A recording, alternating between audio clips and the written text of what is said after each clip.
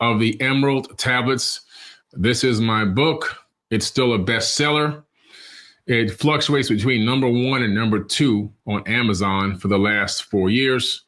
It's a bestseller in 5 countries, not just in the United States. 5 countries, bestseller. Compendium of the Emerald Tablets by Billy Carson.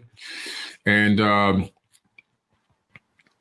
I came across the Emerald Tablets in around 2009, 10, right? And I was digging into some ancient texts and researching ancient tablets and so forth lightly, not really deep, just kind of glazing over because I was interested in traveling to some ancient sites. I had started my travels to go review some sites in person. Then around 2000, later in 2010, I had a great experience, an amazing experience that led me deeper into ancient texts. And that's when the Compendium of the Emerald Tablets, well, not the Compendium, but the Emerald Tablets of Thoth came back up again. The Compendium is the book that I wrote. And I started reading the Emerald Tablets. And the more I read, the more I felt like I was gaining enlightenment. The more I read, the more different paradigms seemed to be shifting. The more I read, the more open my eyes became. And I was like, wow, this is an amazing book. The more I read, the more technology I began to see correlating with current times, the more quantum physics and quantum mechanics, classical physics, spirituality, philosophy. And of course, I could see then where all religions got their information.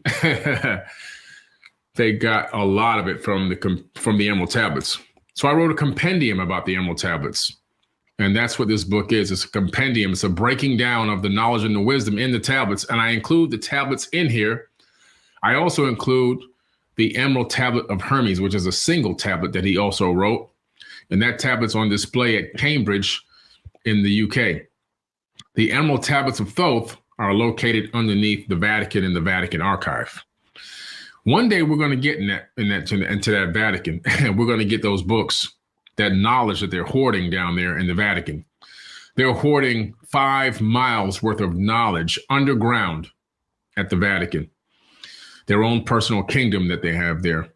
I'm going to do a whole video podcast on the Vatican and the archives and the popes, the white pope and the black pope. And I don't mean black skin like a black man or African. I mean the black pope, a pope that you probably never even heard of before that exists. The super Jesuit general that controls the world.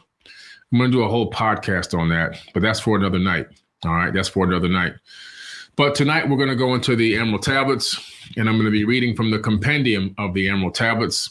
I'll drop a link here if you guys don't have this book. There's a reason why it's a bestseller all over the world. Let me see if I can find it here, find you a quick link. Let me just type in Billy Carson on Amazon real quick and drop you guys a link. The foreword to the book was written by Jimmy Church from Jimmy Church Radio. So thank you, Jimmy Church. Shout out to Jimmy Church for writing the foreword to the book. All right. And I'm going to drop the link to it right now in the live chat so you guys can get access to it. If you're on Twitter, and I'm live on Twitter, just go to Amazon.com and type in my name. The book should pop right up. Compendium of the Emerald Tablets. All right. So what I'm going to do tonight is I'm actually going to pull up not a PowerPoint. I'm going to pull up a PDF file of the book. I'm going to go through some certain sections where I'm mentioning Jesus. Now, Jesus is not the real name of the person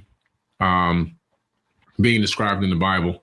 The Bible is using a false name, using a very false name. All right. Let me read this quick comment here by Enlightened369. Thanks for the donation. It says, broke out of the religious prison long ago, and your book was a catalyst. Thank you for getting the message out. Thank you, Enlightened369. I appreciate you. And thank you for taking the time and the energy and effort to put into freeing yourself from that mental prison, because I can only open a door. You have to walk through it alone. So I'm going to pull up a PDF of the book. And again, like I said, Jesus is not the real name. That's a fabricated name. That name is fake. More of a modern name. Matter of fact, the J didn't even exist until more recently. So it was really Asus is what they were calling out, Asus, at the time that they were putting this canonized text together, this book together, this curated remix of information. And Asus is Hail Zeus. That's what they're saying in ancient tongue, Hail Zeus. So every time you call on the name of Jesus, when you call on the name of Jesus, you are actually saying Hail Zeus. You're not calling on, the divine God King that you think you're calling on, the son of, the creator of the universe. You're calling on Zeus, an ancient character from Greece that actually is not a myth. Zeus is actually one of the original Sumerian pantheon. And that's a whole nother podcast to get into. The names from the original pantheon of Sumeria got renamed to the Greek. That's how they do it. The Greek always come in and they rename everybody. They renamed Thoth to Hermes, right? Now, Thoth, Thoth, he's considered Atlantean priest king. He ruled over the land of Egypt for 16,000 years, according to the ancient Egyptians, not according to Billy Carson. According to the ancient Egyptians, he ruled for 16,000 years. And that's actually not a long period of time compared to some of the people who ruled in the Sumerian kings list. Some of those kings ruled for 28,800 years. One person, right? One person. Elvis says, do the ancient tablets speak about resting on the seventh day? Great question, Elvis. They don't talk about resting on the seventh day in particular. They actually talk about a completion on the seventh day. And then from there, of course, the remix begins. So tonight we're going to go into this. I'm going to pull down this PDF file and I'm going to share my screen and I'm going to start searching so that we can actually get into this thing. All right.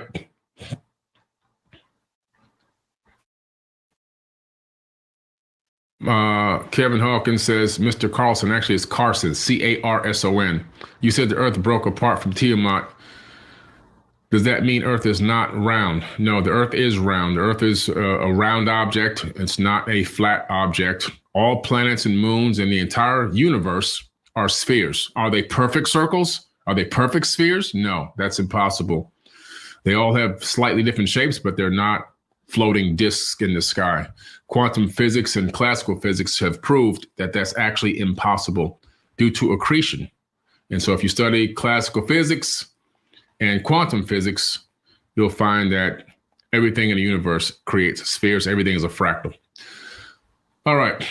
I'm going to answer this last question and I'm going to get into this book. So Detailer says, hi, Billy, can you segment speaking on the subject of mediums and clairvoyance? I'll come back to that one at the end of this. We have a medium that actually is on the Forbidden Knowledge Podcast Network, Courtney Kane Sides. Her podcast is Wednesdays at 8 o'clock, and she's amazing. Actually, clairvoyance and mediumship is supposed to be an actual standard thing that everyone can do. It's just another one of your sensory perceptors.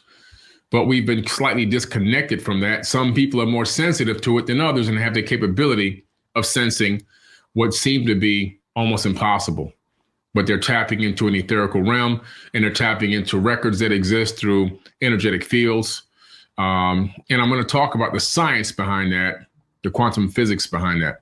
All right, let me get into these tablets. All right, let me get into these tablets. It's going to be a great night. And I'm going to share my screen and pull up this. Let me pull up this PDF file here. Let me see what window it's in. Here we go. All right, let me just make sure it's showing properly. Yes, it is. All right, great.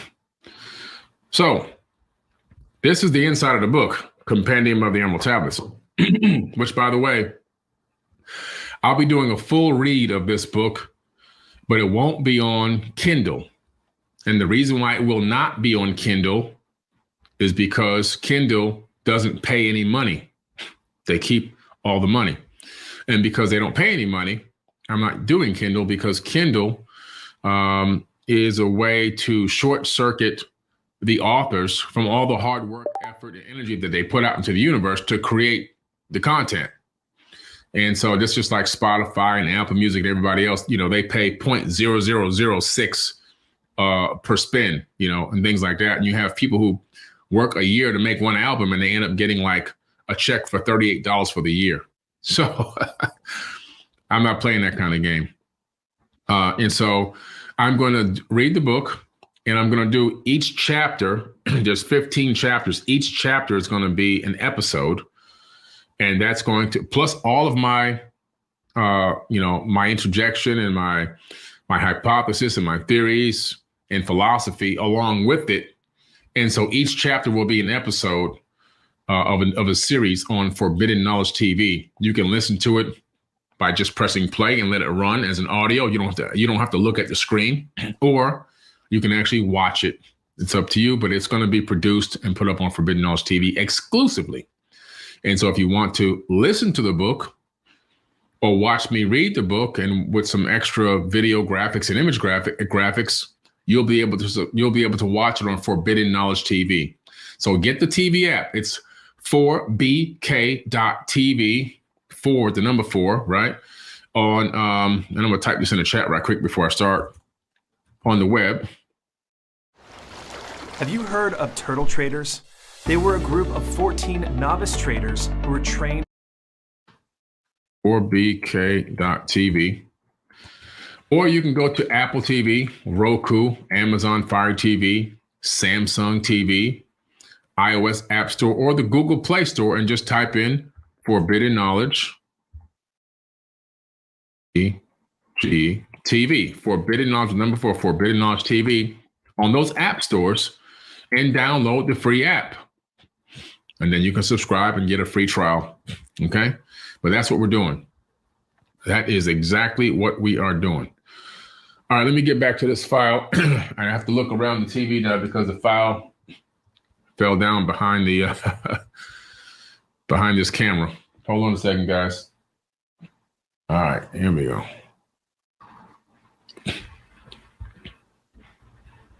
Now,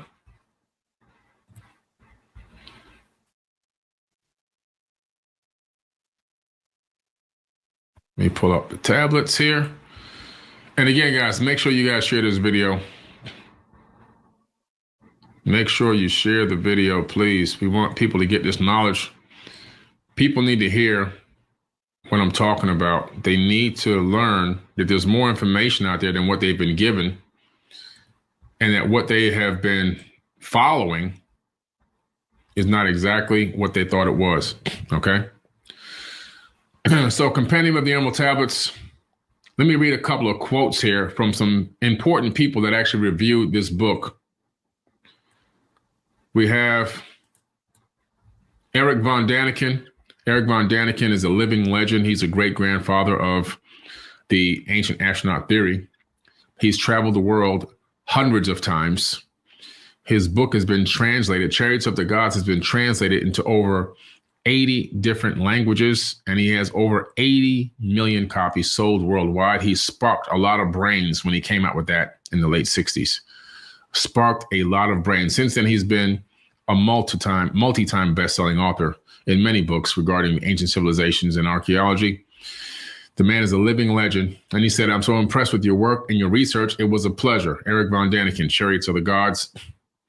And of course, you know, Jimmy Church. Today, Billy Carson brings to our community the Compendium of the Emerald Tablets. Finally, we are able to dive deeper into the meaning of what Thoth really intended for us to know, to explore and discover what is truly important about ourselves and the world around us. George Noory, he's a 3-time Emmy-winning radio host, and he's also in the Radio Hall of Fame. And George Noory says, Billy Carson is an amazing researcher that I have admired for a very long time. I mean, I can go on and on and on here. So lots of great praise for the book. Lots of great praise for the book. So what I'm going to do is I'm going to do a search for Jesus. Let's just start there, right? And we'll start right here. So right now I'm on page, let's see what page, I'm on page 17 in the Compendium of the Emerald Tablets, page 17. And let's go down here. All right. Let's start right above this paragraph where Jesus is highlighted. It says, the Book of the Dead recorded that the god Thoth was a designer and a builder of the Great Pyramid. Now, the Book of the Dead predates the modern day Bible, even though a lot of text in the Book of the Dead made it into the Bible. Proverbs and everything else, right? Isn't that interesting? That a book that's thousands of years older than biblical texts has the same exact words in it, same exact statements in it. Interesting. So the Book of the Dead recorded that Thoth, the god Thoth, was a designer and builder of the Great Pyramid. These words were carved into some stone at the very dawn of civilization on planet Earth. Elements that the same story also appear in the pyramid texts that date to around 2450 BC and presented in context that suggested their ancient age. And so what we have as well is the fact that the emerald tablets that Thoth wrote, which are inside of my book, Compendium of the Emerald Tablets, in one of the opening verses, he says, builded I the Great Pyramid. Builded I the Great Pyramid. Matter of fact, that's very important. Let's come right back to this and let's just take a quick peek at that. Okay. Take a quick peek at that. This is very interesting.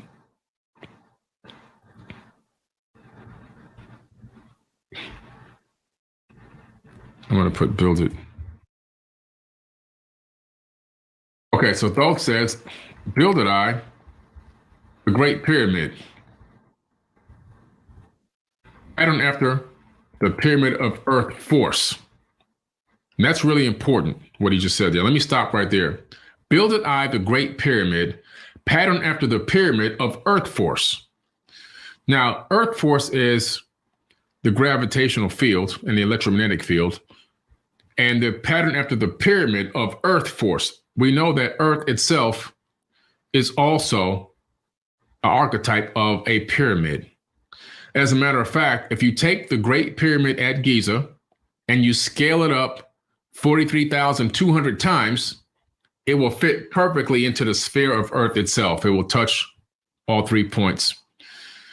And so we know that the Great Pyramid itself is a perfect representation of the size of the Earth scaled at 432, which is a frequency that we know is a healing frequency in cymatic frequencies in music, right? Isn't that interesting? Then he says, burning eternally so that it too might remain through the ages. Burning eternally. There's a paya inside the center of pyramids. It's the heart of the pyramid generates this energetic source that we find through different types of scans. And we know that at the center of most pyramids, there's this what they call a paya, which is this fire that persists inside the pyramid structures. It's this energetic life force that exists, and you can feel it when you go inside the pyramid. If you come with me to Egypt this October, last year we took 70 people to Egypt, and we all went into the Great Pyramid, and we climbed up into the king's chamber, and we did a mass meditation, a chant, a Om chant meditation inside the king's chamber for about almost an hour. It was mind-blowing. If you want to have that opportunity, you got to come with us. I'm going to drop you the link right quick as I'm talking about this, because this we only have, I think, 5 seats left for October. Okay, 5 seats left. Workshops, invest. Okay, 10-day tour. Here we go. So let me drop this in the chat right quick for you. If you want to go to Egypt and have that opportunity, here you go. All right, now let me get back to where I was real quick. He says, pattern after the pyramid of earth force, burning eternally so that it too might remain through the ages. In it, I builded my knowledge of magic science. He says inside of there, inside the pyramid, he hid the magic science, which translates into advanced technology. We know that the Great Pyramid is a multifunctional stone computer capable of computing an enormous amount of astrological and physical data. And so it's also a star map and everything else. It's all built into the Great Pyramid. I can go on and on and on, but that's going to be a totally separate podcast that I'll get into. when you calculate all the different angles. I've gone through all these numbers dozens and dozens of times, and I've come up with all the calculations, and all this is in the book as well.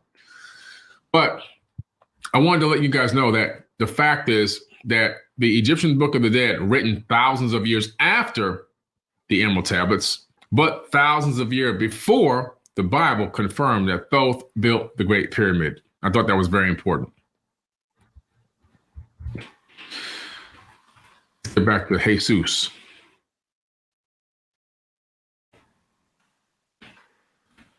Now, all right, let's get back here at 42. I want to get back to this one area here.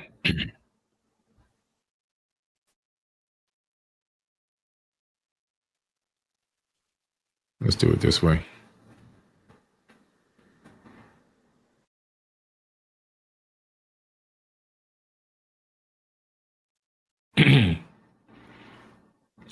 So, all right, Jesus is a special subject that we will focus upon more than once throughout the book. The flight into Egypt is a biblical event described in Matthew 2:13 through 23. The Magi learned that King Herod intended to murder the infants within that area, and soon after, Joseph saw an angel in a dream which told him to flee to Egypt with Mary and his infant son, Jesus, also known as the accurate name, Yeshua. I'm using Jesus in the book because it relates to people's minds a little bit easier, but we know it's actually Yeshua, all right? And so this is a very important statement here because we know that in Matthew, all of a sudden, Jesus disappears from the Gospels at the age of 12. So I knew when I posted me giggling about Shane Tao. Does he go? We know that he goes to Egypt because the Bible says he did. And guess what we find in Egypt? We find that Jesus was actually there. Not only was he there, but we know that the house he lived in still stands. It's a shrine now in Coptic Cairo, which you will visit with me when you come with me in October to Egypt. All right, if you're coming on a tour, you're going to get a chance to walk and look at the actual bed that Yeshua slept in when he left and fled and went to Egypt with his mom. Okay, it's still there. It's a shrine that people, come there every single day from all over the world to see this shrine inside of this Coptic church. All right, the area, the house has been converted into a Coptic church, basically, but it's still there. Pretty amazing place to go see. And, it lets you know that this person, this entity really did exist in the physical form. It wasn't just some kind of thought thing. It wasn't, no, it was real. This was a real person. For those of you who were wondering, this was a real person that existed with flesh and blood. He put on his pants one leg at a time, just like we did. Okay. Pretty interesting. Now, he was a virgin birth. How do we know about the time he spent in Egypt? Well, there's this book called The Gospel of the Holy 12. And I have these gospels as well. They're very little known, hard to find gospel. The Gospel of the Holy 12. I'll put it on the screen right there. The Gospel of the Holy 12 by S.G.J. Auskley. Now, what's interesting is these scriptures were omitted from the Bible. In other words, these verses, they were left out.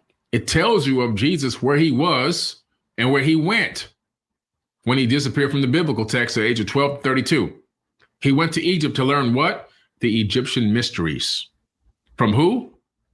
Who was the original creator of the mystery schools? Thoth, the Atlantean priest king. This could be why, when you see as I go through this, his words are extremely similar to those words of Thoth written in what?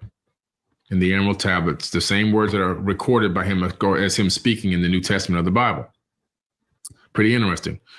He then leaves out of Egypt as he gets a little older, and he goes up into Tibet. What does he go to Tibet to do? He goes to learn Reiki healing and Qigong healing with his hands and his body, and how to move energy throughout the body, which is confirmed by the Dalai Lama. In modern times, the newest Dalai Lama has confirmed this. And then he heads down into India to learn the mystic arts and teaching reincarnation all the way back down into Egypt. Then at the age of 32, the Bible picks up again and says, I call my son out of Egypt. And then he turns up in Jerusalem riding in the back of a donkey, right? We know this story. Not everybody knows the story because not everybody is studied like they're supposed to, right? So pretty interesting. The Gospel of the Holy 12. Let me just check Amazon real quick and see what the price is on that, because it varies when they have them in stock or not. And you know, sometimes you can find a copy for $600, $700. They're out of print. And it's 12 spelled out. Not the one with the number 12. It's the one with the 12 spelled all the way out. They don't have it. No, it's out right now again. When somebody puts a used one up, they go very quick. They're usually like, you know, $700, $800 or something like that. I think I spent more because I had one that was almost mint. Okay. It was almost in mint condition. All right. So pretty interesting. Let me get back into this again. Let me get back into this PDF file.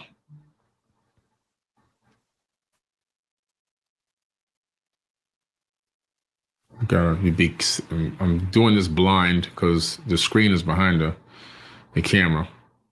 So I'm trying to get back to, there we go. All right, got it. So I'm telling you that Jesus is a huge subject in this script. Now, the Great Pyramid of Egypt has been and still is a temple of initiation into the mysteries. Gnostic